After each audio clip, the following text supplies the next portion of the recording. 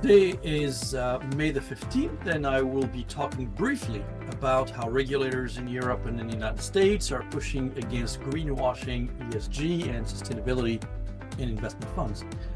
Now, in an era of ubiquitous social media and intense competition for investors' money, many investment funds managers have been abusing the terms ESG, sustainability, and other terms to attract investors hungry for all things sustainable.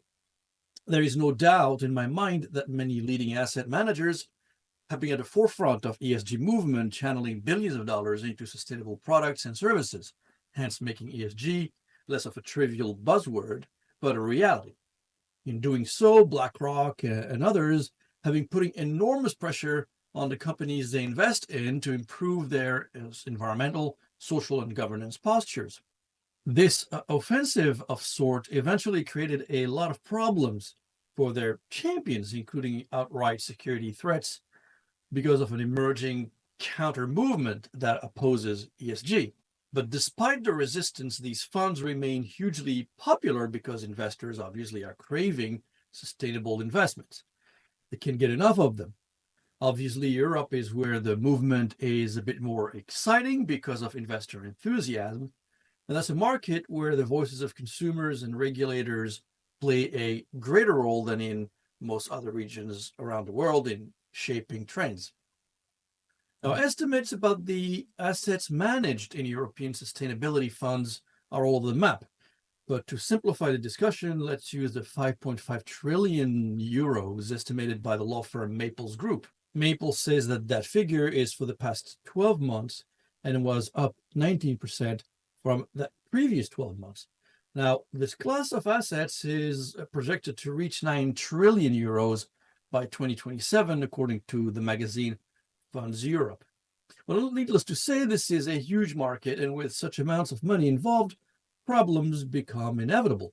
One big problem facing this huge investment world is the greenwashing of the terms ESG and sustainability in investment instruments that have almost nothing to do with the concept. Sustainability is used almost everywhere by fund managers because if they don't, they risk becoming irrelevant in a market where investors want to make a difference. Now, this is such a big problem that just this week, the European Securities and Markets Authority, or ESMA, announced the release of finalized guidelines for the use of ESG and sustainability-related terms in investment funds names. These guidelines come largely in response to as I said, to the increasing demand for ESG-focused funds, which has led asset managers to include sustainability-related terms in fund names to attract investors, resulting in this greenwashing. ESMA published new guidelines to address the confusion facing investors, including an 80% investment threshold required to characterize a fund as a sustainable investment fund. It even established a transition category for investments that cannot be called sustainable or green, but has the potential to become such a product if environmental sustainability goals are met in the future. Terms allowed to be used to describe that transition to become sustainable include evolution, transformation, progress, improvement, etc. In the United States, there has been growing appetite for more disclosure on greenhouse gas emitted by corporations. If you recall, in March, the SEC issued climate disclosure rule requiring, among other things, companies to report their greenhouse gas emissions. The ruling is currently facing litigation, but interest in sustainability remains strong despite the opposition.